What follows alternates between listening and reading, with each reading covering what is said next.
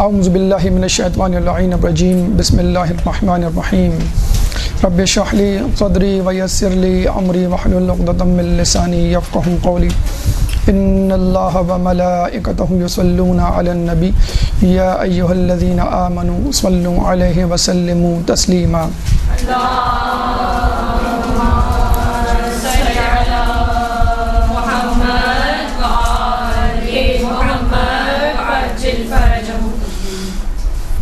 دنیا اس وقت واضح طور پہ دو مکاتب فکر میں تبدیل ہو چکی ہے۔ ایک مکتب مادیت پرستی کا مکتب ہے اور دوسرا مکتب اس کی ضد، آپ اس کو روحانیت پرستی یا دین پرستی یا حق پرستی یا خدا پرستی کہہ سکتے ہیں۔ جو طبقہ مادیت پرستی میں مبتلا ہے اس کا یہ کہنا ہے کہ بس مادہ ہی سب کچھ ہے، مادہ ہی خالق ہے، مادہ ہی مخلوق ہے، مادہ ہی موجود ہے، اور اگر کوئی چیز مادہ نہیں تو وہ غیر موجود ہے، وہ حقیقت رکھتی ہی نہیں، وہ شے، وہ چیز کہ جو مادہ نہیں۔ چنانچہ غیر مادہ کے ضمن میں یا غیر حاضر کے ضمن میں جو بھی چیزیں آتی ہیں وہ اس کو یکسر مسترد کر دیتے ہیں، یعنی خدا ان کے سامنے حقیقت نہیں رکھتا، ملائکہ کی کوئی حقیقت نہیں، جنات وجود نہیں رکھتے، اور جو چیزیں نظر نہیں آ رہی چاہے وہ مادہ ہی کیوں نہ ہو، مثلا جنت اور دوزخ گو کہ مادہ ہیں لیکن ہماری نظروں سے اوجھل ہیں۔ چنانچہ مادی حوالے سے وہ یہ کہتے ہیں کہ چونکہ وہ ہمیں نظر نہیں آ رہی، ہم ان کو چھو نہیں سکتے، ان کو دیکھ نہیں سکتے، یعنی جو چیز ہمارے حواس خمسہ کے احاطہ میں شامل نہ ہو ہم اس پہ یقین نہیں رکھیں گے۔ اور دوسرا مکتب فکر غیر مادہ پہ بھی یقین رکھتا ہے اور وہ کہتا ہے کہ جو چیز نظر نہیں آ رہی، جس کو ہم چھو نہیں سکتے، سونگھ نہیں سکتے، دیکھ نہیں سکتے، وہ بھی حقیقت رکھتی ہے، یعنی خدا بھی حقیقت ہے، ملائکہ بھی حقیقت ہیں، جنات بھی حقیقت ہیں، جنت و دوزخ اور آخرت بھی حقیقت ہے۔ اب کچھ ایسے لوگ دنیا میں موجود ہیں کہ جو کہ دیندار گھرانوں میں پیدا ہوئے، جو کہ روحانیات پہ یقین رکھنے والے گھرانوں میں پیدا ہوئے، حتیٰ کہ وہ مسلمان بھی ہیں، مومنین بھی ہیں، لیکن چونکہ مادیت پرستی کا دورہ ہے چنانچہ وہ اس سے متاثر ہوئے، اور متاثر ہونے کی صورت میں وہ ان چیزوں پر تھوڑا سا جھجکتے ہیں بات کرنے سے، یقین کرنے سے، بحث کرنے سے کہ جن کا تعلق غیر مادی دنیا سے ہے۔ تو ہم دیکھتے ہیں کہ بہت ساری ایسی چیزیں کہ جن کو حواس خمسہ ادراک نہیں کر سکتے، نہیں کرتے، کم از کم وقتی طور پہ یا موجودہ حالات میں، تو وہ کہتے ہیں کہ ان کا ہمیں انکار کر دینا چاہیے اور یہ چیزیں ہمارے لیے ناقابل قبول ہیں، ہمارے دشمنوں کے لیے ناقابل قبول ہیں، ہمارے مکمل دائرہ احاطہ میں نہیں آتی، ہمیں سمجھ میں نہیں آتی، اور بسا اوقات یہ ہمارے لیے استہزاء، ہنسی کا باعث بنتی ہیں۔ چنانچہ اسی مادیت پرستی کے دور میں ایک جو فتنہ ہے، جو ایک اشکال ہے، اعتراض دین اسلام پر یا الہی ادیان پہ کیا جاتا ہے، وہ ہے معجزے کا انکار۔ معجزہ جو ایک الہی قوت اور قدرت سے وجود میں آتا ہے، معجزہ جس کی کوئی عقلی اور حسی توجیہ نہیں پیش کی جا سکتی، معجزہ جو اللہ اپنے نبی اور امام کے ہاتھوں سر انجام دلواتا ہے، اس کے بارے میں کچھ لوگوں کا کہنا ہے کہ ہمیں اس سے ودڈرا کر لینا چاہیے، اس کے دعوے سے اپنے آپ کو عہدہ برا کر لینا چاہیے، اور چونکہ اس کی کوئی عقلی اور منطقی اور حسی دلیل نہیں، چنانچہ اس کو چھوڑ دینا چاہیے۔ چنانچہ اسی موضوع کو آج مشق سخن بناتے ہوئے آپ کے سامنے حقیقت معجزہ کی گفتگو پیش کی جا رہی ہے۔ اس موضوع یعنی حقیقت معجزہ میں ہم سب سے پہلے تو معجزے کی تعریف آپ کے سامنے پیش کریں گے، اور اس کے ساتھ ساتھ اس سے متصل چند اصطلاحات آپ کے گوشے گزار کریں گے۔ اس کے بعد مثالیات، یعنی کیا مثالیں ہیں قرآن میں انبیاء سے متعلق معجزے کے حوالے سے، اور اس کے بعد اللہ تعالیٰ کی غرض و غایت کیا ہے کسی نبی یا امام کو معجزے سے آراستہ و پیراستہ کرنے کی۔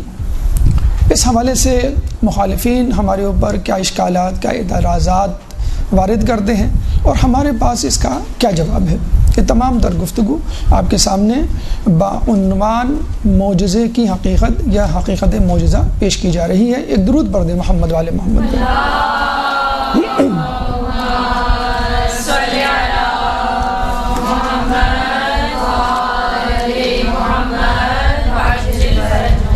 سب سے پہلے تو تعریف معجزہ، ایسا کام جو خلاف عادت ہو اور نبوت و امامت کے دعوے سے مربوط ہو۔ اس تعریف میں دو جز ہیں، ذرا غور کیجیے گا۔ ایسا کام جو خلاف عادت ہو، یعنی خلاف عادت امر، اور دوسرا ٹکڑا دعوی نبوت و امامت یا امامت۔ تو معجزہ کوئی عام کام نہیں جس کو دیکھ کے ایک دوسرا انسان کہہ سکے کہ بھئی میں بھی کر سکتا ہوں۔ پہلی بات تو یہ خارق العادت بھی کہتے ہیں اس کو، ما فوق الفطرت کام بھی کہتے ہیں اس کو، یا خلاف عادت عمومی طور پہ اس کو نہ دیکھا جاتا ہو، نہ کوئی کر سکتا ہو، نہ کرتا ہو۔ اور دوسری اہم بات، یہ معجزہ، یہ خلاف عادت کام کس لیے پیش کیا جاتا ہے، کس لیے وجود میں لایا جاتا ہے؟ تاکہ لوگ نبی کی نبوت کی گواہی دیں، تاکہ لوگ امام کی امامت کی گواہی دیں۔ یہ اس کا مقصد، غرض و غایت۔ اب یہاں سے تین متصل اور ملتی جلتی اصطلاحات کو جاننا اور ان کی معرفت ضروری ہے تاکہ ہم یہ پہچان سکیں کہ معجزہ کیوں کر دیگر اس سے ملتی جلتی جسے کہتے ہیں چیزوں سے مختلف ہوتا ہے۔ جیسے کہ ہم نے تعریف میں کہا کہ وہ خلاف عادت کام کہ جو دعوی نبوت امامت سے مربوط ہو، اگر ہم اس میں تھوڑی سی تبدیلی کر دیں اور یہ کہیں ایسا خلاف عادت کام کہ جو دعوی نبوت امامت سے مربوط نہ ہو، تو اس کو ہم کیا کہیں گے؟ سوال اٹھتا ہے ذہن میں، یہ تو دعوی نبوت امامت کے لیے ہے۔ اگر دعوی نبوت امامت کے لیے نہ ہو لیکن خلاف عادت کام ہو تو ہم اس کو کرامت کہتے ہیں۔ تو یقیناً دعوی نبوت اور امامت وہی کرے گا جو نبی ہوگا یا امام ہوگا، اور جو نبی یا امام نہیں ہوگا اور اس سے اگر کوئی معجزہ سرزد ہو تو اس کا مطلب یہ ہوا کہ اس کا مقصد اپنے آپ کو کوئی عہدہ، اپنے آپ کو خدا کا بندہ ہوا، بھیجا ہوا نمائندہ کہلوانے کا کوئی شوق نہیں، بس اس کی خصوصیات ہیں، اس کی عادات ہیں، اس کی نیک سیرت ہے، اس کا تقوی ہے، جس کی وجہ سے اللہ تعالیٰ نے اس کے اندر ایسی طاقت پیدا کر دی ہے جو ما فوق الفطرت ہے، جو عام لوگوں میں نہیں پائی جاتی۔ تو ایسی جسے کہتے ہیں کہ چیز کو، ایسی رونما ہونے والی چیز کو ہم کہیں گے کرامت۔ اور وہ شخص زیادہ سے زیادہ ولی اللہ یا صالحین یا مخلصین میں گردانا جا سکتا ہے۔ اب اس کی بہت ساری مثالیں ہیں۔ ایسے لوگ اصحاب رسول بھی ہو سکتے ہیں، جیسے سلیمان فارسی ہیں، ابو ذر غفاری ہیں، اور ایسے لوگ جو ہیں وہ اصحاب امام بھی ہو سکتے ہیں، جیسے مالک اشتر ہیں، جیسے کمیل بن زیاد ہیں۔ اور اس کے علاوہ موجودہ دور کے، یعنی ائمہ کے دور سے ہٹ کر عام لوگ بھی ہو سکتے ہیں۔ عام لوگوں کا مطلب ہے مخلصین لوگ، عارفین لوگ، عابدین لوگ، جیسے رجب علی خیاط کے حوالے سے کافی کرامات مشہور ہیں۔ خود آیت اللہ بہجت مرحوم جو ابھی حال ہی میں ہمارے درمیان سے رخصت ہوئے، ان کے متعلق بہت ساری، جناب امام خمینی کے جو استاد ہوا کرتے تھے علی قاضی، ان سے متعلق بہت ساری روایات میں، تاریخ کی کتابوں میں کرامات مشہور ہیں۔ تو یہ کرامات جو ہیں وہ کسی عام آدمی جو کہ تقوی سے مزین ہو، آراستہ ہو، اس سے سرزد ہوتی ہے۔ بلکہ روایت میں یہ بھی ملتا ہے کہ ایک دفعہ ہمارے چھٹے امام، امام جعفر صادق علیہ السلام،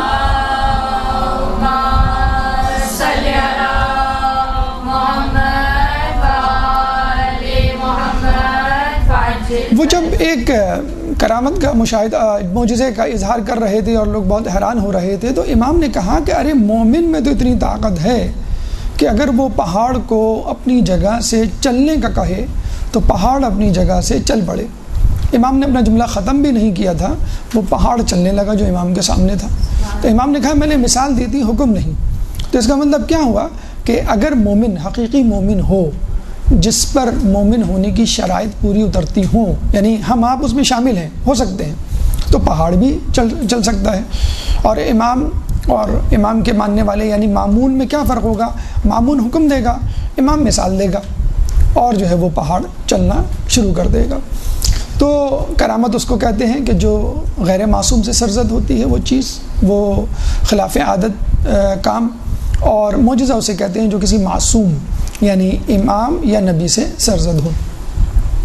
اب یہاں بھی ایک سوال پیدا ہوتا ہے کہ اگر کوئی کام نہ تو امام یا نبی یعنی معصوم سے سرزد ہو، نہ تو غیر معصوم سے، بلکہ ایک ایسے شخص سے سرزد ہو کہ جس کا دور دور تک اسلام سے واسطہ ہی نہ ہو، تو اس کو ہم کہیں گے یہ جادو ہے، یہ نہ معجزہ ہے نہ کرامت ہے، بلکہ کیا ہے؟ جادو ہے۔ کیونکہ وہ شخص، اچھا یہ بھی ممکن ہے کہ وہ بظاہر مسلمان ہو، مومن ہو، لوگوں میں چلتا پھرتا ہو، لیکن دیندار نہ ہو، یعنی امامت کا منکر ہو، یعنی نماز روزے کا منکر ہو، یا نہیں کرتا ہو، گناہوں میں آلودہ ہو، اور اگر اس سے کوئی چیز سرزد ہو جائے تو سمجھ لیجئے کہ اس میں حاطف غیبی، تائید الہی شامل نہیں، بلکہ جادو یا شیطانیت اس میں شامل ہے۔ اس سے بھی بڑھ کر اگر کوئی کام خلاف عادت، دعوی نبوت و امامت کے مقابل ہو، یہ تو جسے کہتے ہیں کہ دشمن امام، دشمن نبی، تو اس کے لیے ہم کہیں گے اس کو استخراج۔ تو ہمارے پاس 4 اصطلاحات آ گئی۔ نمبر 1 معجزہ، خلاف عادت کام جو نبوت اور امامت کے دعوے کے لیے ہو، یعنی اس کا اصل مقصد ہی یہ ہو کہ نبی اور امام اپنے آپ کو نبی اور امام ثابت کرنا چاہتے ہیں، نمبر 1۔ دوسری اصطلاح کرامت، جس میں دعوی نبوت امامت نہ ہو، فقط ایک نیک بندے سے وہ چیز، غیر معصوم جسے کہہ لیں، اور نبوت کے دعوے امامت کے دعوے کے بغیر ہو، یہ فرق ہو گیا۔ جادو جو غیر معصوم اور غیر صالح شخص کے ساتھ ہو، اور چوتھا استخراج جو غیر صالح غیر مسلم شخص کے ساتھ ہو اور نبوت امامت کے مقابل ہو، جو چاہتا ہو کہ لوگوں کو نبوت امامت سے ہٹا دے، اس کو ہم کہتے ہیں استخراج۔ معجزے کی مثالیں ابھی ہم آپ کے سامنے پیش کریں گے۔ کرامت کی جیسے ہم نے بتا دی، رجب علی خیاط کے بہت سارے معجزات موجود ہیں، مثلاً یہ کہ وہ بتا دیا کرتے تھے کہ تم نے کل کون سا گناہ کیا ہے جس سے ملتے تھے، بلکہ لوگوں کی اصلی شکلوں سے آگاہ تھے۔ بعض اوقات لوگوں کو ان کے چہرے کی طرف نظر اٹھا کے بھی نہیں دیکھتے تھے کہ اصلی شکل مجھے جو ہے وہ نظر نہ آ جائے۔ اسی طرح جناب سلیمان فارسی سے ہیں کہ ایک دفعہ وہ بزرگ غفاری سے بات کر رہے تھے، اور بات کرتے کرتے ان کا ہاتھ لگا، پیالہ موجود تھا، اس میں کوئی سالن شوربہ موجود تھا، پیالہ گرا تو شوربہ بھی گر گیا، تو انہوں نے شوربے کے پیالے کو اٹھا کے رکھا تو شوربہ خود بخود اس کے اندر واپس آ گیا۔ تو اس طرح کے معجزے ہیں۔ انہوں نے دعا کی، جو یہودی ان کو مار پیٹ رہے تھے لاٹھیوں سے کہ اہل بیت کو آواز دو، وسیلہ بناؤ تاکہ وہ تمہاری مدد کریں، تو رسول اللہ تیوار سے نمودار ہوئے اور کہا سلیمان ان کے لیے بد دعا کرو، اب یہ ایمان لانے والے نہیں۔ تو جب سلیمان فارسی نے بد دعا کی تو وہی لاٹھیاں جس سے وہ مار رہے تھے سانپ بن گئی اور وہ یہودیوں کو کھا گئی۔ تو یہ سلیمان فارسی کا جسے کہتے ہیں کہ کرامت ہے۔ اسی طرح ہم جادو کی طرف چلیں تو کوئی بھی شخص جادو سیکھ سکتا ہے۔ جادو سیکھنا ہمارے لیے حرام ہے، اسلام میں چاہے جائے کہ کوئی بہت اہم ضروری امر پیش آ جائے یا خود جادو کا توڑ جو ہے ثابت کرنا جو ہے وہ ضروری ہو جائے۔ ہاروت و ماروت کی شکل میں 2 فرشتوں کو اللہ تعالیٰ نے بھیجا ایک نبی کے دور میں تاکہ وہ نبی کو لوگوں کو جادو سکھائیں اور اس سے معروف کریں۔ اسی طرح شیخ بہائی کے دور میں جادو کا بہت دورہ تھا، تو عالم دین شیخ بہائی نے جو ہے وہ جادو سیکھا اور لوگوں کو اس کے ذریعے معروف کیا اور لوگوں کو جو ہے جادو کے چنگل سے انہوں نے چھڑایا۔ آج کل کے دور میں بہت سارے لوگ جو ہیں جو جادو سیکھتے ہیں جو کہ حرام ہے، ڈیوڈ کاپرفیلڈ اس وقت امریکہ کا بہت مشہور جادوگر ہے، اور اس کی کلپس آپ نے یوٹیوب پہ دیکھے ہوں گے، وہ ہوا میں اڑتا بھی ہے، ایفل ٹاور کو غائب کر دیتا ہے، طیارے کو غائب کر دیتا ہے۔ استخراج جو نبوت اور امامت کے دعوے کے مقابل پیش کیا جائے، مقابلے کے لیے سامنے آیا جائے، جیسے موسیٰ علیہ السلام کے معجزے کے رد میں ہم نے دیکھا کہ فرعون نے جادوگر جمع کیا اور انہوں نے موسیٰ علیہ السلام کے سامنے جو ہے وہ اپنا جادو پیش کیا اور رسیاں اور لاٹھیاں لے کر آئے جو سانپ بن گئے۔ اب یہاں پہ ضروری ہے کہ ہم پہچانیں کہ یہ جادو یا استخراج معجزے یا کرامت سے کس طرح مختلف ہے۔ تو 4 اصطلاحات میں جادو اور استخراج ایک بریکٹ میں ہو گیا کہ دونوں غیر صالح افراد کے سے سرزد ہوتے ہیں، بس فرق یہ ہے کہ استخراج مقابلے پر آتا ہے، جادو مقابلے پر نہیں آتا۔ اسی طرح ہم آ جائیں اگر معجزے اور کرامت میں، وہ بھی ایک ہی جگہ بریکٹ ہو سکتے ہیں، یعنی اللہ کے نیک بندے، بس فرق یہ ہے کہ معجزہ معصومین یعنی نبی اور امام کے ذریعے، اور کرامت غیر معصوم اللہ کے نیک بندوں کے ذریعے ہوتا ہے۔ اب ہم فرق کیسے کریں گے کہ معجزے اور کرامت کو استخراج اور جادو سے؟ تو جادو اور استخراج کے بارے میں سن لیجئے، یہ زمین پر ہوتا ہے، آسمان پر نہیں ہو سکتا۔ جس طرح ابو جہل نے خود رسول اکرم صلی اللہ علیہ وآلہ وسلم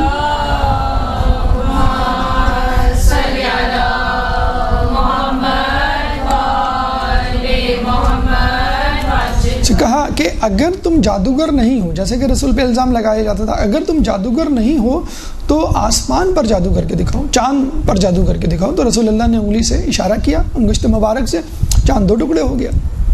تو ابو جہل نے کیا کہا کہ تم تو ایسے جادوگر ہو کہ جس کا جادو آسمان پر بھی چلتا ہے، جبکہ یہ جادو جو ہے وہ آسمان پہ لوگوں پہ نہیں چل سکتا۔ چنانچہ رسول کا جو خلاف عادت کام تھا وہ معجزہ تھا۔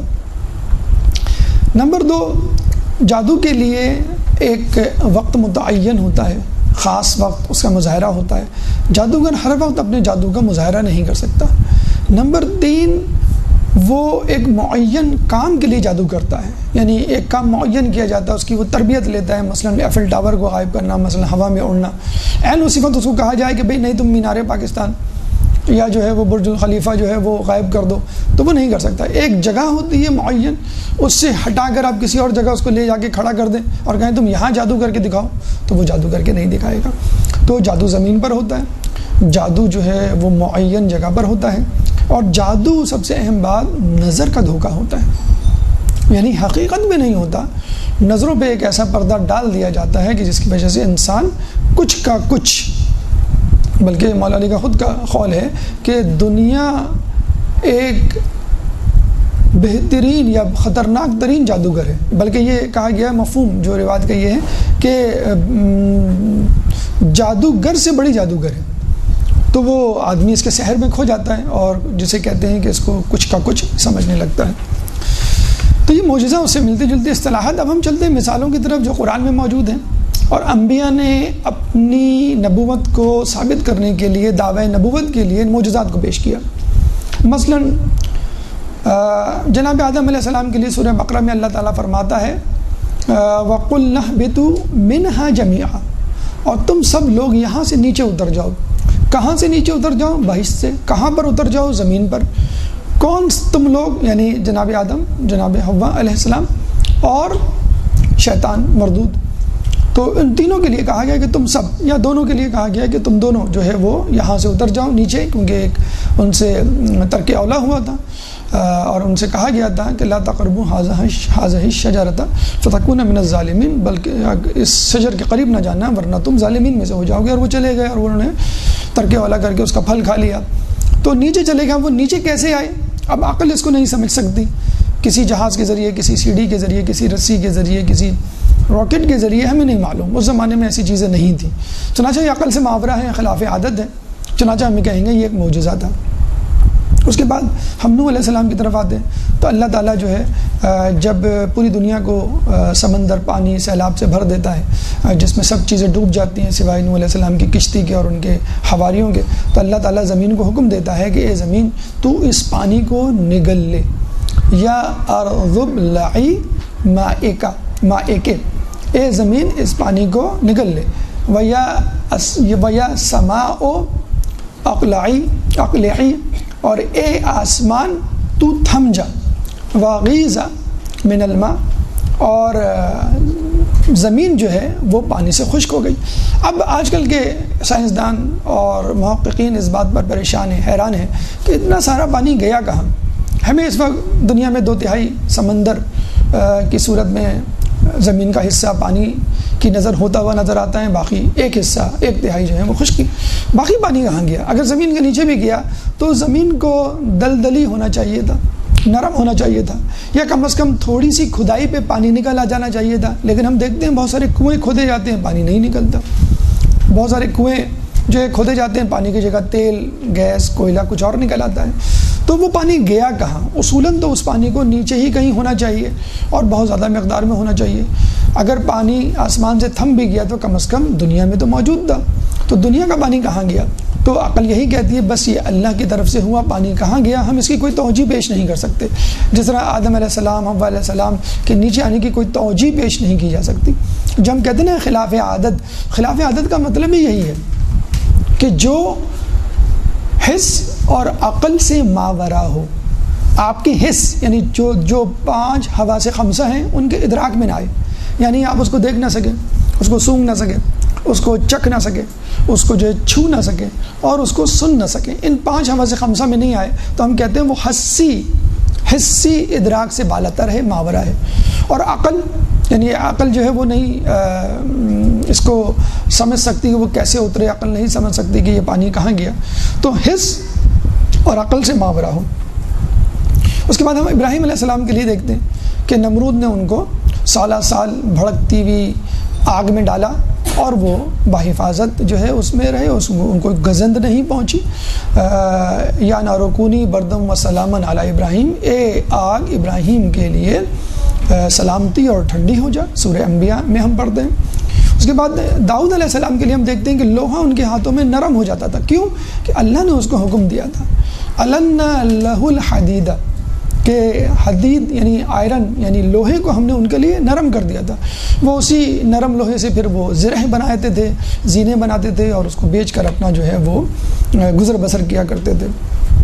پھر ہم آگے چلتے ہیں تو موسیٰ علیہ السلام کے لیے ہم دیکھتے ہیں کہ اللہ تعالیٰ حکم دیتا ہے کہ تم اپنے عصا کو پتھر پہ مارو۔ جب وہ پتھر پہ مارتے تھے تو 12 چشمے پھوٹ پڑتے تھے، جیسا کہ قرآن میں موجود۔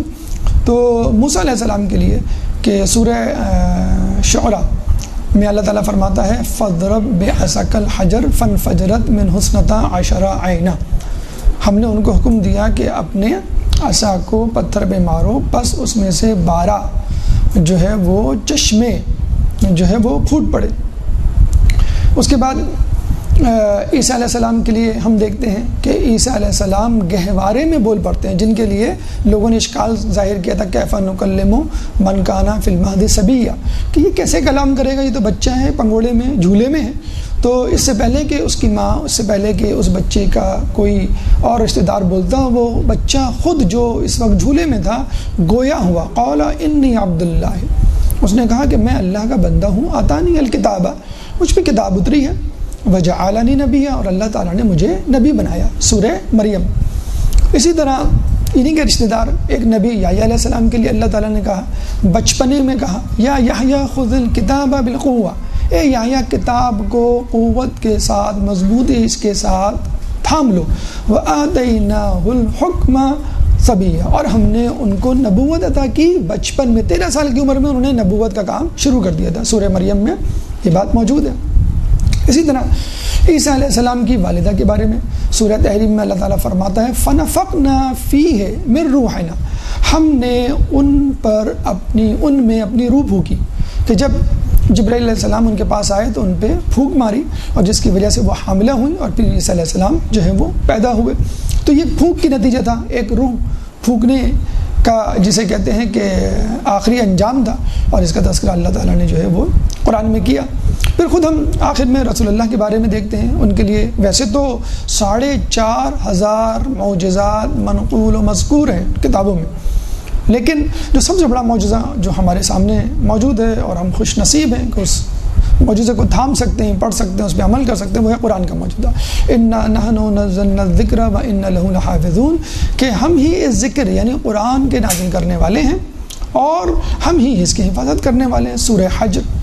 تو یہ تمام معجزات جو آپ کے سامنے پیش کیے گئے، حضرت آدم کا معجزہ ہو، حضرت نوح کا معجزہ ہو، حضرت ابراہیم علیہ السلام کا معجزہ ہو، حضرت داؤد علیہ السلام، حضرت مریم کا، حضرت موسیٰ علیہ السلام، حضرت عیسیٰ علیہ السلام، یا خود رسول اللہ کا معجزہ ہو، اس بات کی گواہی ہے کہ یہ تمام لوگ اللہ کے بھیجے ہوئے نمائندے تھے، اور انہوں نے اپنے معجزات سے اپنے آپ کو ایک ما فوق الفطرت انسان ثابت کیا، اللہ کا بھیجا ہوا نمائندہ ثابت کیا.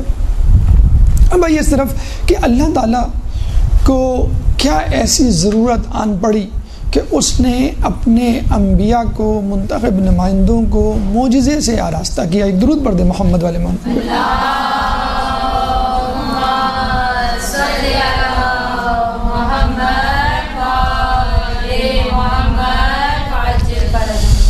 دیکھیے اس کا مقصد کیا ہے. کیا اللہ تعالیٰ معجزے کے بغیر اپنی بات نہیں پہنچا سکتا؟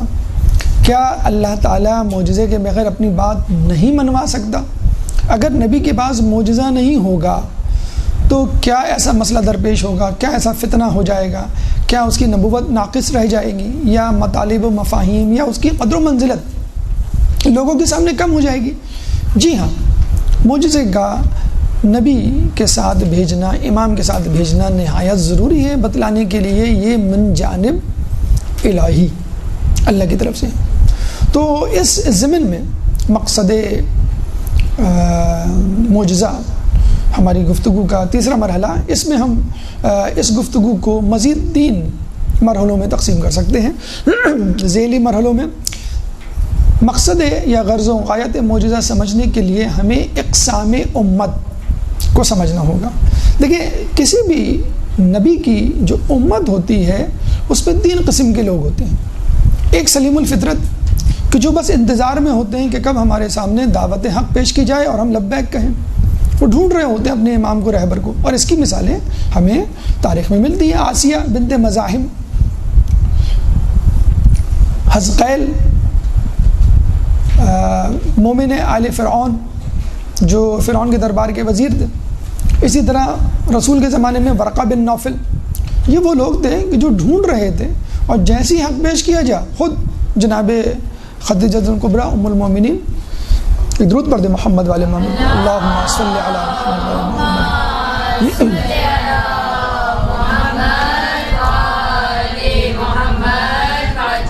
ان لوگوں کو کبھی بت پرستی کرتے ہوئے نہیں دیکھا گیا، ان لوگوں کو نیک کام کرتے ہوئے دیکھا گیا، اور یہ بس انتظار میں تھے، مشوش تھے، پریشان تھے کہ کب حق کا نمائندہ آیا ہم اس کی آواز پہ لبیک کہیں. ایک دو اس قسم کے لوگ ہوتے ہیں جو سلیم الفطرت ہوتے ہیں، جیسے ہارون خود.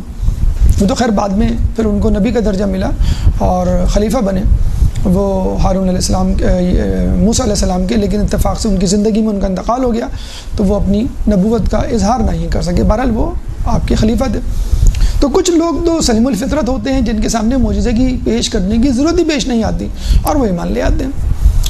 کچھ لوگ جن کے سامنے معجزہ پیش کیا جاتا ہے لیکن اس کے باوجود وہ ایمان نہیں لاتے. یہ 2 ایکسٹریمٹیز ہیں امت میں موجود لوگوں کی. ایک سلیم الفطرت جو فوراً لبیک کہتے ہیں بغیر کسی معجزے کے، بس اشارے کی دیر ہوتی ہے، اور ایک چاہے ان کے سامنے آپ چاند کو 2 ٹکڑے کر کے دکھا دیں وہ ابو جہل کی طرح یہی کہتے ہوئے نظر آتے ہیں کہ محمد تم تو اتنے بڑے جادوگر ہو کہ تمہارا جادو آسمان پہ بھی چل گیا. وہ فرعون کی طرح ہوتے ہیں کہ جب موسیٰ علیہ السلام نے اپنے معجزات کا اظہار کیا تو فرعون نے کیا کہا تھا، اور اس کے حواریوں نے ان ھذا لساحر علیم، ارے یہ تو بہت ہی جان پہچان والا یا جاننے والا علیم قسم کا ساحر ہے، بہت ہی اسمارٹ جادوگر ہے، یہ تو بہت طاقتور جادوگر ہے، اور اس کے لیے ہمیں جو ہے مزید جادوگر جمع کرنے چاہیے اس کا مقابلہ کرنے کے لیے. جبکہ ایک تیسرا گروہ تھا وہاں موجود کہ جس کے بارے میں کہا جاتا ہے کہ وہ نہ سلیم الفطرت ہوتا ہے نہ ہی ضدی شقی ہوتا ہے، بلکہ ان دونوں کے درمیان ہوتا ہے کہ اگر ان کو معجزہ دکھایا جائے تو وہ اس طرف آ جائیں گے. لیکن بہرحال اس میں جو سب سے بڑا معتبر گروہ ہے وہ گروہ ہے جو معجزے کے بغیر ایمان لے آئے.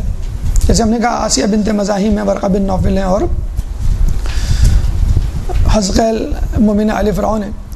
اور ایک وہ ہے جو فرعون ہے، ابو جہل ہے، حامان ہے، شداد ہے، قارون ہے، کہ جن کے سامنے معجزات پیش کیے جائیں وہ ایمان نہیں لائے. ایک تیسرا گروہ ہے جن کے لیے معجزات ضروری ہے، کہ کہ جو معجزہ دیکھ کر دل کی کیفیت اور دل کو اطمینان آتا ہے، اور وہ لوگوں کی تصدیق کے لیے ضروری بھی ہوتا ہے، لوگوں کو جسے کہتے ہیں کہ مکمل طور پہ اطمینان بخشنے کے لیے، اسی جگہ جس جگہ موسیٰ علیہ السلام نے اپنے معجزات کا مظاہرہ کیا اور فرعون نے اپنی ہٹ درمی کا مظاہرہ کیا، ان ھذا لساحر علیم، اور اس نے کہا کہ میں تو جادوگر لے کے آؤں گا، جب وہ جادوگر لے کر آیا اور جادوگروں نے موسیٰ علیہ السلام کا معجزہ دیکھا تو کیا کہا؟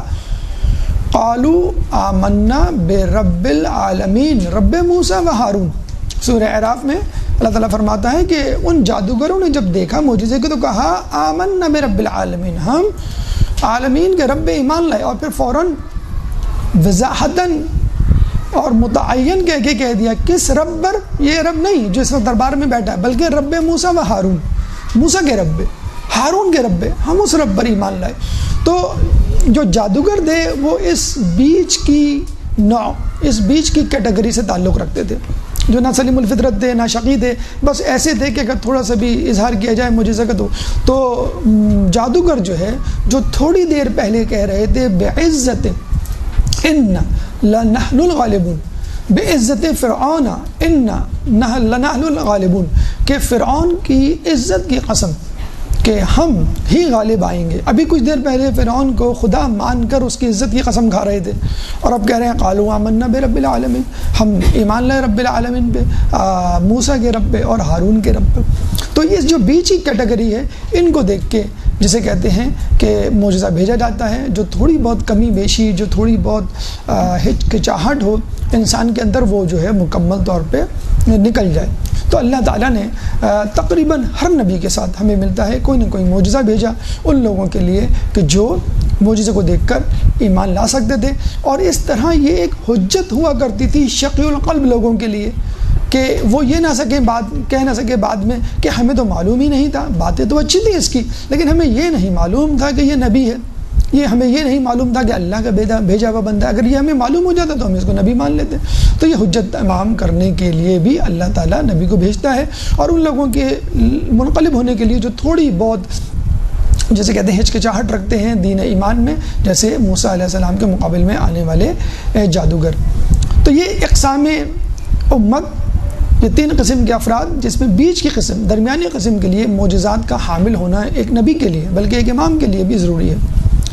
اب آئیے اسی غرض و غایت معجزے کی کیا ہوتی ہے ایک دوسرا پہلو یہ ہے کہ اللہ نسبتیں، آپ سمجھ لیں کہ اقسام نسبت اس کو ہم کہہ سکتے ہیں، اللہ تعالیٰ کا مقصد یہ ہوتا ہے کہ یہ جو شخص ہے جو معجزے کا مظاہرہ کر رہا ہے وہ میری طرف سے بھیجا گیا ہے، یہ اپنے طور پہ کوئی مظاہرہ نہیں کر رہا، تو اس کو ہم کہتے ہیں نسبت الہی، کیونکہ یہ تمام معجزات محیر العقول، خارق العادت، خلاف عادت اوامر اللہ کی طرف سے ہوتے ہیں۔ پھر نسبت پیغمبر و ائمہ، جو بھی شخص معجزہ دکھا رہا ہے وہ اپنے سے پہلے گزرے ہوئے نبی کی نسبت اپنے آپ کو ظاہر کر رہا ہے، جیسے آدم علیہ السلام نبی تھے اسی طرح جس طرح نوح علیہ السلام نبی تھے اسی طرح ابراہیم، جس طرح ابراہیم تھے اس طرح موسیٰ اور عیسیٰ اور دیگر، اور اسی طرح ائمہ، جس طرح انبیاء معجزات کے ساتھ آئے اس طرح ائمہ بھی۔ تو بتانے کا مقصد یہ تھا کہ تمام افراد انبیاء اور ائمہ اللہ ہی کی طرف سے بھیجے گئے ہیں، اور وہ ایک دوسرے سے مشابہت رکھتے ہیں کیونکہ ان کے معجزات اس بات کی دلیل ہے۔ نمبر تیسری چیز جو اس ضمن میں آتی ہے وہ نسبت مخلوق یا نسبت عوام، کہ ایک نبی یا امام کا عوام کے درمیان کیا رتبہ اور منزلت ہے۔ تو ہم یہ کہتے ہیں کہ ایک نبی اور امام کا مخلوقات عامہ یا عوام کے نزدیک ایک رہبر، ایک لیڈر کسی ہونی چاہیے، اور لیڈر یا رہنما تمام خصوصیات میں برتر ہونا چاہیے، بہادری میں، فیاضی میں، سخاوت میں، عبادت میں، طاقت میں، ہر چیز میں۔ اور کبھی کوئی ایسی مشکل پیش آ جائے جس کا کوئی حل ہی نہ ہو، جس کا کوئی توڑ ہی نہ ہو، تو پھر لوگوں کو چاہیے کہ وہ اسی نبی کو آگے کرے کہ بھئی تم تو خلاف عادت کام کر سکتے ہو، تم تو جو ہے اللہ کے بھیجے ہوئے نمائندے، تمہیں کچھ کر کے دکھاؤ۔ تو ہم دیکھتے ہیں کہ جب دریائے نیل آیا تو لوگوں نے کہا موسیٰ تم ہی کچھ کرو، یعنی اب تو کوئی حسی اور عقلی کام نہیں ہو سکتا، ہم کشتی ایک دم سے نہیں بنا سکتے کہ جو دریا نیل کو پار کر جائے۔ تو اللہ تعالیٰ نے کہا کہ اے موسیٰ جو تمہارے ہاتھ میں اس کو ڈال دو۔ اسی طرح جب جادوگروں نے سانپ پیش کیے تو اللہ تعالیٰ نے کہا القا ما فی یمینک تلقف ما صنعوا، اے موسیٰ اپنے ہاتھ کا عصا پھینک دو، تم دیکھو گے کہ یہ سب چیزیں چٹ کر جائے گا۔ تو مافاق الفطرت ہونا چاہیے، اگر کوئی ناگہانی آفت آ جائے تو نبی اس ناگہانی آفت کو روکنے کی صلاحیت رکھتا ہو، یا اپنے سے کئی گنا طاقتور شخص کے مقابل اگر سامنا پڑ جائے تو وہ معجزات کے ذریعے۔ تو ہم دیکھتے ہیں کہ جیسے جنگ بدر میں فرشتوں کے ذریعے مدد لی گئی اور رسول اللہ نے جو ہے وہ فتح حاصل کی۔ اس طرح بہت سارے واقعات کہ جس میں انبیاء نے، ائمہ نے مخلوقات پر جو ہے وہ تصرف کیا۔ تو اللہ تعالیٰ یہ ثابت کرنا چاہتا ہے کہ نبی اور امام عام عوام کی بنسبت زیادہ طاقتور ہیں اور معجزات کے حامل ہیں، تاکہ وہ ان کو اپنا لیڈر رہنما تسلیم کرے۔ پھر آخر چیز کہ نبی جب لوگوں پہ تصرف کر سکتا ہے تو عام چیزوں پہ تصرف کیوں نہیں کر سکتا؟ تو ہم اس کو کہیں گے نسبت دیگر مخلوقات، یعنی نبی کا تصرف انسان پر تو ہوتا ہے اور اس سے افضل اور اعلیٰ ہوتا ہے، یعنی انسان پر اتنا تصرف، اتنا افضلیت کا حامل ہوتا ہے کہ وہ اس پہ تصرف کر سکتا ہے۔ امام یا نبی جب چاہے آپ کو اندھا بنا دے، نبی یا امام جب چاہے آپ کو مار دے، جب چاہے آپ کو زندہ کر دے باذن اللہ۔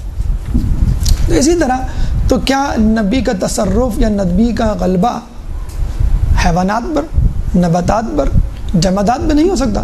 بے طریق اولا ہو سکتا ہے کہ جب انسان اس کے تصرف میں ہے، اس کی حاکمیت میں ہے، تو جانور اور حیوانات اور نباتات بھی ہوں گے۔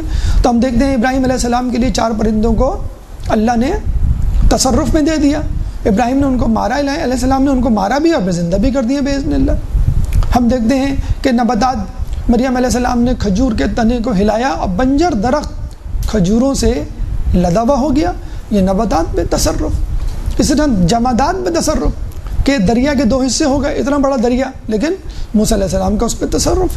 تو یہ تصرف کائنات، جمادات، حیوانات، نباتات اور انسان، یہ دلیل ہے کہ ایک نبی کو ہی حاکم ہونا چاہیے۔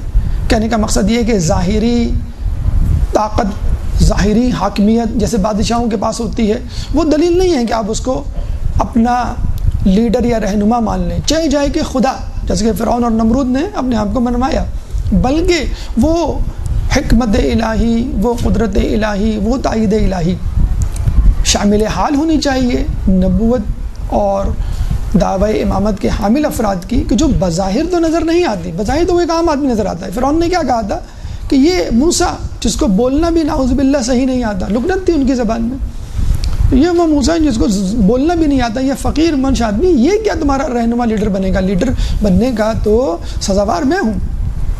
تو ہمارے نزدیک ظاہری شکل و صورت، ظاہری طاقت، ظاہری دولت اس بات کی دلیل نہیں، بلکہ تائید الہی اس بات کی دلیل ہے کہ ہم کسی کو اپنا رہنما مانیں، اور وہ نبی اور ائمہ کا خاصہ ہوتی ہے۔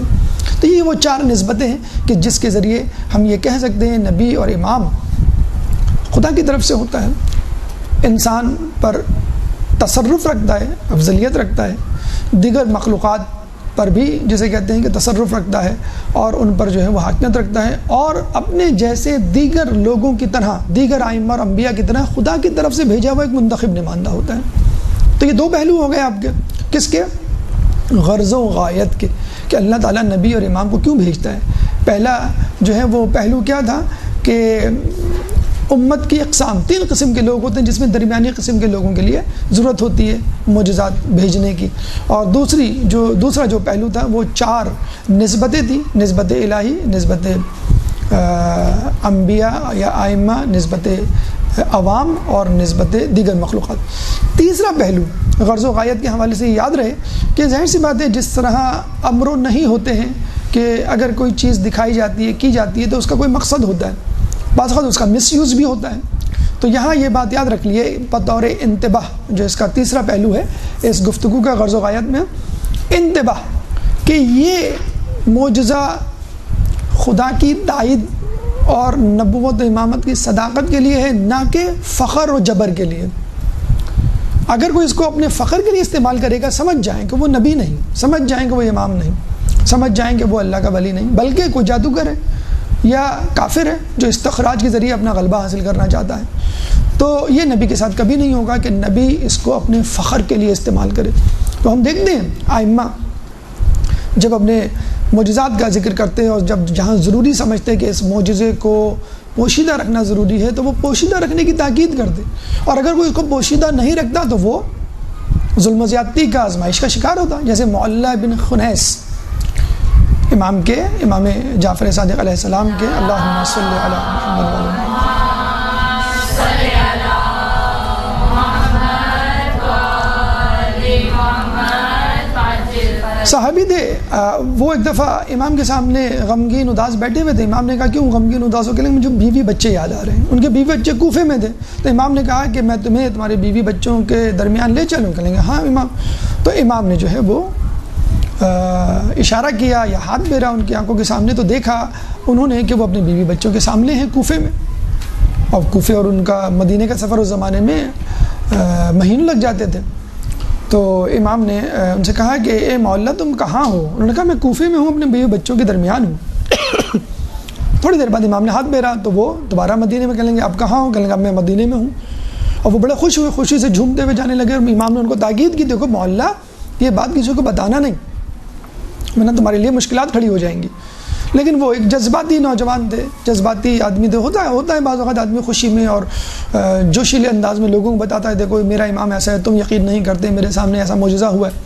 اور جو بات جو ہے مدینے کے گورنر داؤد رقی کے پاس پہنچ گئی، اور امام کا یہ کہنا تھا کہ معلّہ اس وقت تک جنت میں ہمارا ہمسایہ نہیں بن سکتا یا ہمارے ساتھ نہیں رہ سکتا جب تک داؤد رقی کی آزمائش سے نہ گزرے۔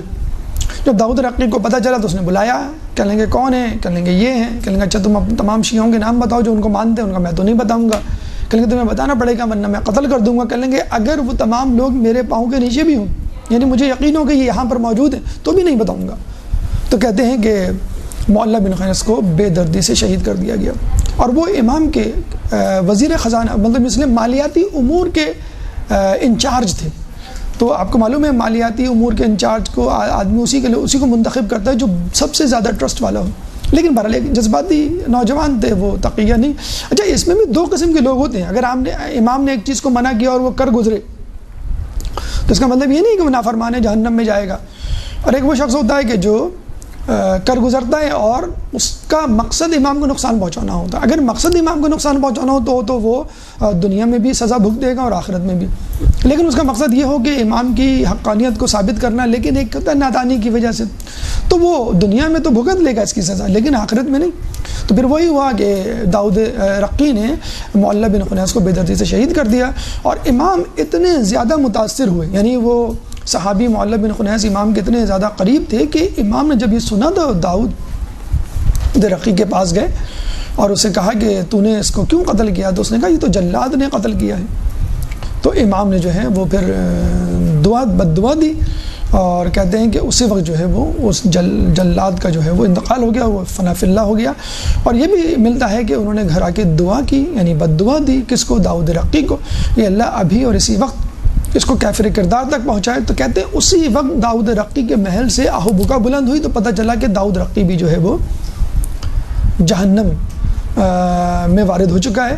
اور جب جسے کہتے ہیں کہ لوگوں کو امام سے پوچھا تو امام نے کہا کہ اس کو ایک خواب آیا تھا کہ جس میں ایک فرشتہ ہتھوڑا یا نیزہ لے کر آیا تھا کہ جس نے داؤد رقی کو مارا اور جس کی وجہ سے وہ جہنم واصل ہوا۔ تو معجزات اور کرامات اپنی بڑائی جتانے کے لیے، فخر جتانے کے لیے نہیں ہوتے، بلکہ اپنی دعوی امامت اور نبوت کو ثابت کرنے کے لیے ہوتے ہیں۔ اس لیے بعض اوقات اس کو پوشیدہ رکھا جاتا ہے، بعض اوقات علی الاعلان بتایا جاتا ہے۔ بہرحال یہ مصلحت ہوتی ہے جس کا اندازہ خود امام کر سکتا ہے۔ دوسرا انتباہ اس امر میں یہ ہے کہ پہلے تو یہ ہے کہ یہ فخر کے لیے نہ ہو، نمبر دو یہ جبر کے لیے نہ ہو۔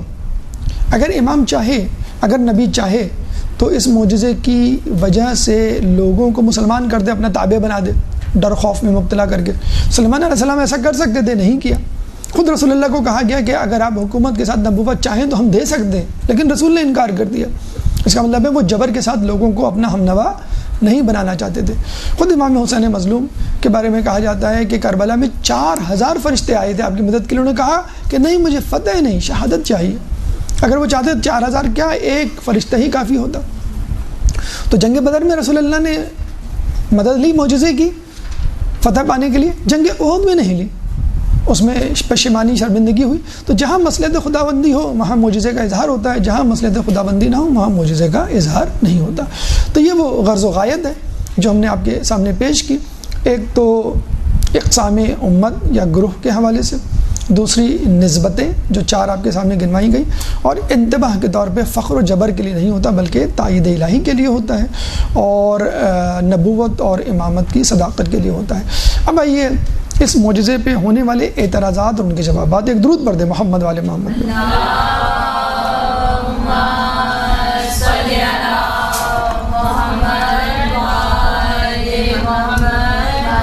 آج کل کے دور میں، سائنسی دور میں، ٹیکنیکل دور میں، مشینوں کا دور دورہ ہے، حسی تجربات کا دور دورہ ہے، تو لوگ کہتے ہیں کہ بھئی آج کل کا دور بہت آگے جا چکا ہے، 1400 سال گزر چکے ہیں، آپ ابھی تک معجزات میں پڑے ہوئے ہیں، اور ابھی تک جو ہے کشف و کرامات میں جو ہے وہ اپنے آپ کو جامد کیا ہوا ہے، جمود کا شکار ہیں۔ آپ جو ہے ٹینک بنائیں، میزائل بنائیں، آپ جو ہے ایٹم بم بنائیں۔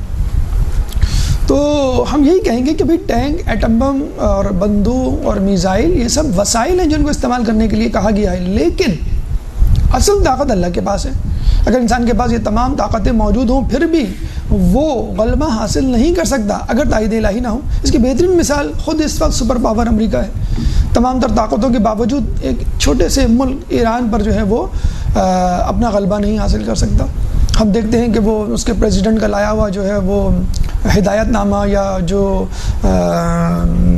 دستاویز تھی کہ جس میں مصالحت کے لیے آفر پیش کی گئی تھی، اس کو ریجیکٹ کر دیا گیا رہبر معظم کی طرف سے کہ بھئی ہم اس کو قابل ہی نہیں سمجھتے۔ کہ ایسا جملہ مجھے بتائیے دنیا میں اس وقت کون سا ملک ہے جس کا سربراہ کہہ سکتا ہے؟ تو اس کا مطلب کیا ہوا کہ یہ وسائل ہیں نہ کہ حقائق۔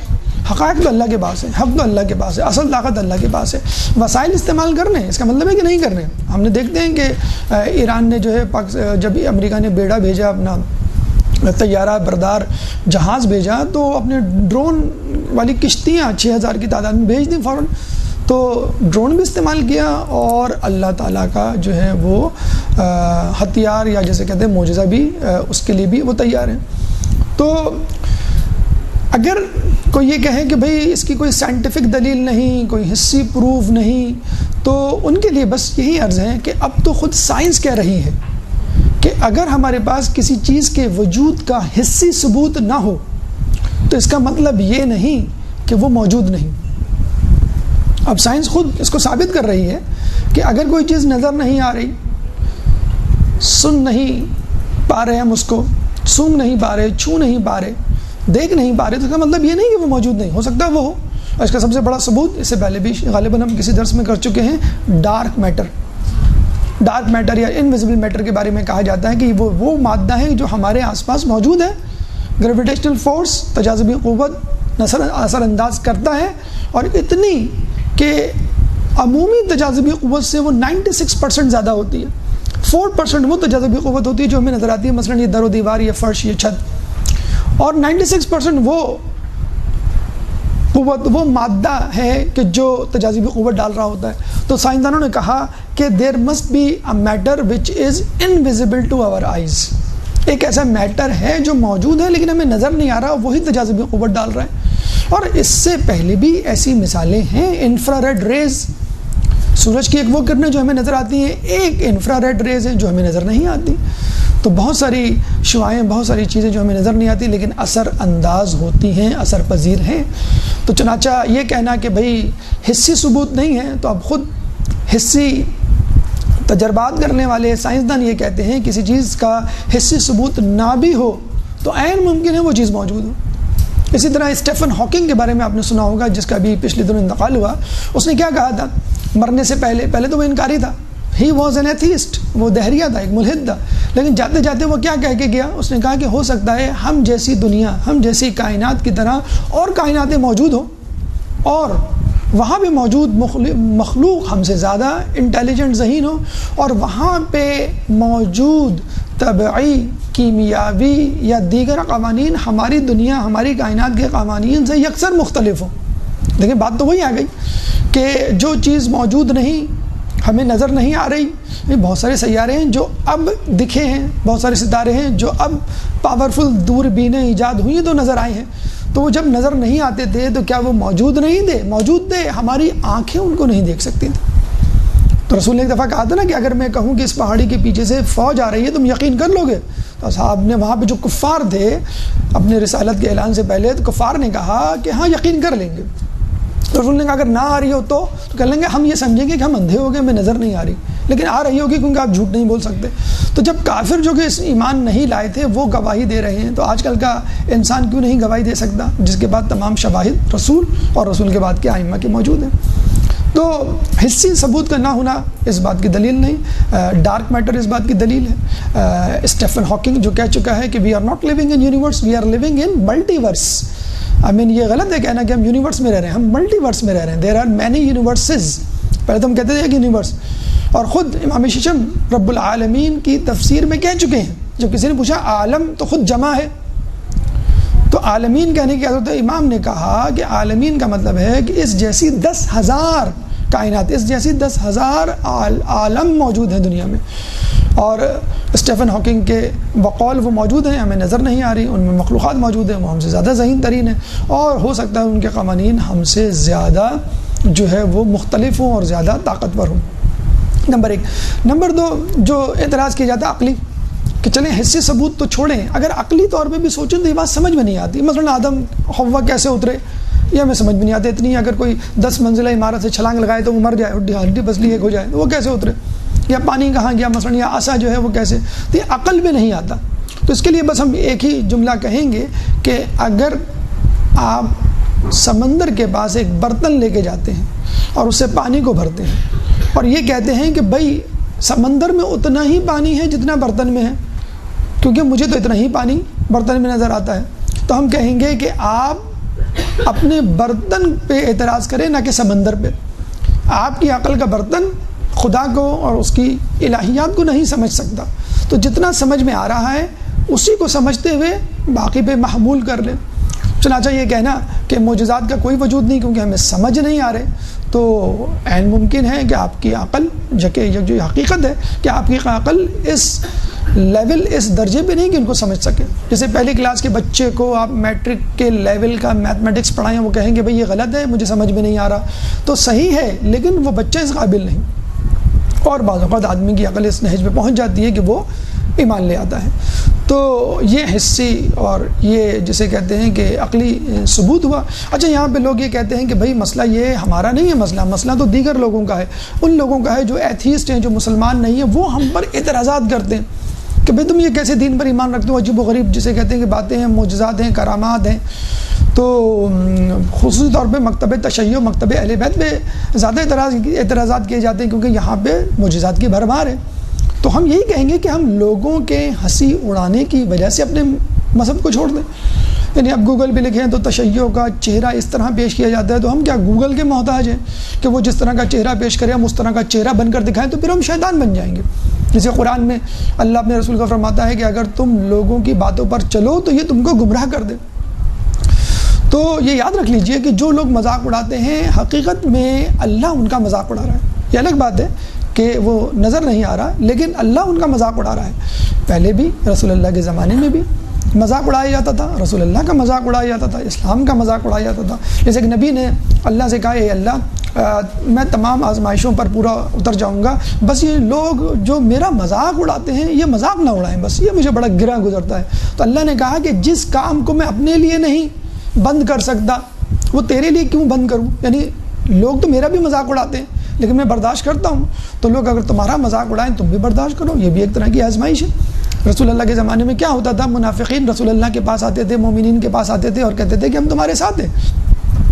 وَإِذَا لَقُوا الَّذِينَ آمَنُوا، جب وہ ایمان لانے والوں کے پاس جاتے قَالُوا آمَنَّا، وہ کہتے تھے کہ ہم آپ پر ایمان لیں. وَإِذَا خَلَوْا إِلَىٰ شَيَاطِينِهِمْ، اور جب اپنے شیاطین اپنے دوستوں کے ساتھ ملتے تھے خلوت میں تو کیا کہتے تھے؟ قَالُوا إِنَّ مَعَكُمْ إِنَّمَا نَحْنُ مُسْتَهْزِئُونَ، ارے ہم تو تمہارے ساتھ ہیں، ان کے ساتھ تو مذاق کر رہے ہیں. اللہ یستہزئ، اللہ ان کے ساتھ مذاق کر رہا ہے. بہم ویمدہم فی طغیانہم یعمہون، اور اللہ نے ان کو ڈھیل دے رکھی ہے لیکن ان کو نظر نہیں آ رہا. وَمَكَرُوا وَمَكَرَ اللَّهُ وَاللَّهُ خَيْرُ الْمَاكِرِينَ، اللہ اپنی چال چلتا ہے، تم اپنی چال چلو، اور اللہ چال چلنے والوں میں بہترین ہے. تو کہنے کا مقصد یہ ہے کہ کسی کے مذاق، کسی کے اعتراض سے اگر ہم اپنا دین چھوڑ دیں گے تو وہ ہمیں شیطان کی پیروی پہ الٹیمیٹلی مجبور کر دے گا.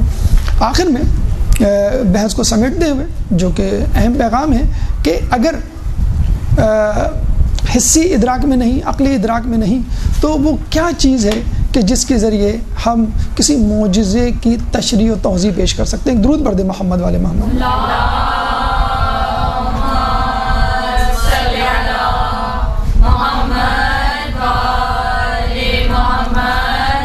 لیکن اللہ تعالیٰ سورہ رعد میں فرماتا ہے کہ وَمَا كَانَ لِرَسُولٍ أَن يَأْتِيَ بِآيَةٍ إِلَّا بِإِذْنِ اللَّهِ، بے شک جو کچھ رسول کے پاس آتا ہے اللہ کی نشانیوں میں سے کوئی نشانی، تو وہ کچھ نہیں ہوتی سوائے اذن الہی کے. اسی لیے ہم دیکھتے ہیں بعض وقت پیغمبر مجبور ہوتا ہے، اس سے معجزہ دکھانے کے لیے کہا جاتا ہے اور وہ خاموش رہتا ہے، وہ کہتا ہے میں نہیں دکھا رہا. کیا وہ اللہ سے کہہ کے معجزہ نہیں دکھلا سکتا؟ کہنے کا مقصد یہ ہے کہ اس کے پاس جو طاقت ہے وہ اس کی اپنی طاقت نہیں ہے، وہ اللہ کی دی ہوئی طاقت ہے. وہ بے اذن اللہ معجزہ دکھاتا ہے جہاں دکھانا مقصود ہو، جہاں حکمت ہو، جہاں کوئی فائدہ ہو رہا ہو. لیکن جہاں فقط فقر و مباحات کا مسئلہ درپیش آ جائے، جہاں فقط مقابلہ بازی، بحث بازی، جہاں فقط یقین ہو اب یہ ایمان لانے والے نہیں، ایک حد تک تو حجت پوری کر دی، اب مزید دکھلانے کو کوئی فائدہ نہیں. عیسیٰ علیہ السلام کے بارے میں کہا کہ آپ کسی پہاڑ پر چڑھ کر چھلانگ لگائیں اور اللہ آپ کو بچا لے گا تو ہم مان لیں گے کہ اللہ آپ کے ساتھ ہے. تو عیسیٰ علیہ السلام نے انکار کر دیا کہ میرے کیا باقی معجزات کافی نہیں. اسی طرح جو ہے وہ رسول کے لیے کہا گیا کہ آپ ایک ایسی سیڑھی بنائیں جو آسمان تک جائے اور ہم اس پہ چڑھ کر اللہ کو دیکھیں.